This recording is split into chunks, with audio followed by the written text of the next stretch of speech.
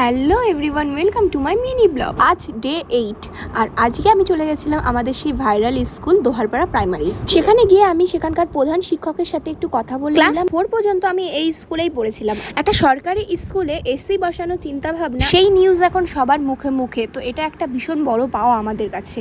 আর তারপর বাড়ি এসে আমি একটু টাফির সাথে দুষ্টুমি করে নিলাম। আর এই যে মা এখন রান্না করছে, রান্না কমপ্লিট হওয়ার পর আমি খেয়ে দিয়ে রেডি হয়ে নিলাম, কারণ আমাকে আসতে হবে শ্বশুরবাড়িতে।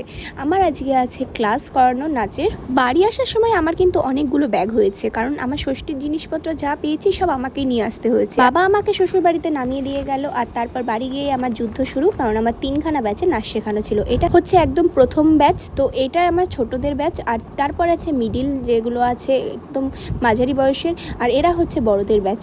তো 3খানা ব্যাচ নাচ শেষ করার পরে আমি চলে আসলাম চা করতে। আর এখানে আমি শাশুড়ি মার ভাইয়ের জন্য চা করেছি, আর রাত্রেবেলা আমি জল মুড়ি খেয়ে শুয়ে পড়েছি।